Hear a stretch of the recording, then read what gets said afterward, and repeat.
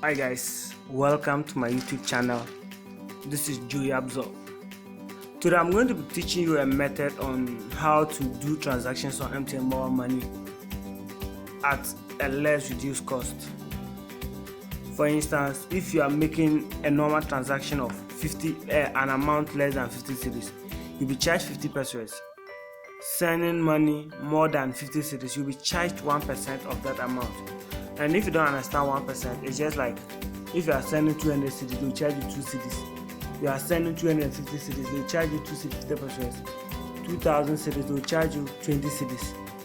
And that's the 1% charge. And sometimes you think this 1% is less, but the higher amount you transact, the higher cost you incur. For example, I mentioned 2,000 cedis, they'll charge you 20 cedis.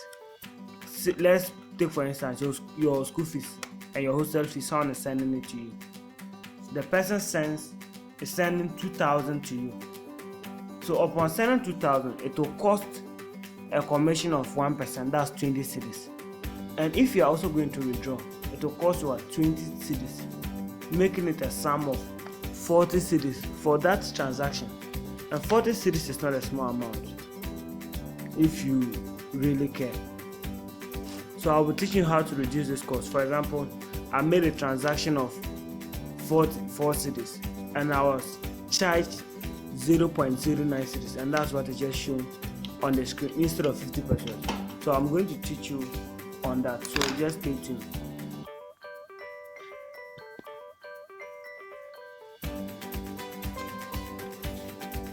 So first of all,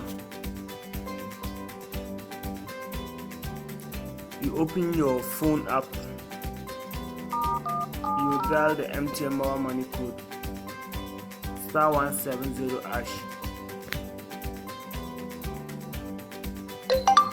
and when you enter, instead of using the normal option 1, this time I'm going to be teaching you the option 2, that's MoMoPay and bill. I will be using the MoMoPay.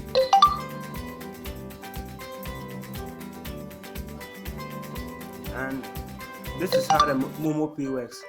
It doesn't use the mobile phone number, so they will request for merchant ID, and the merchant ID is not the merchant's phone number or the one you are buying the thing from, the phone number, but everyone who is a merchant, that's those who by the streets, they do withdrawals for people, they are merchants. We have the shops and supermarkets, they have merchant IDs, since most of them register their lesson. They are same as merchant numbers.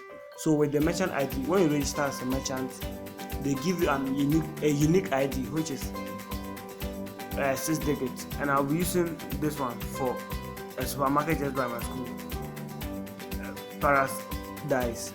And this is their merchant ID, 6 digits. And I'll enter the amount. So let's say for instance I'm sending 300 cedis, which we all know I'm supposed to charge 3 cedis for it. So the reference, I entered Yapzor. Never try to just put any rubbish here. It helps a lot because it enables the person you are sending the money to know the one who sent it and the purpose for which it's sent. So maybe Yapzor, simple. And I come to the payment. You realize that instead of being charged 3 cedis, they see they are giving it 60 pesos instead of 3 cedis. That's what 60 pesos is 20% of the 3 cedis, and that means I have been able to save 80% of the amount. That's 40 pesos. And this is just a simple way you can save cost.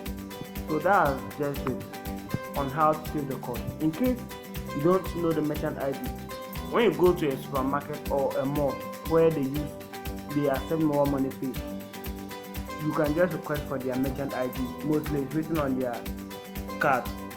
They will just show it to you. They often write it with the normal, with the phone number on a yellow card, and I will show you one just now on this. So this is where merchant ID is sometimes too the number can be written behind, but using the merchant ID will help a lot. And those doing transactions on the street too, they have the merchant ID. So when you use this method, it's quite simple and saves your money. So if you like this video, don't forget to subscribe and also comment if you have any questions and share to your friends.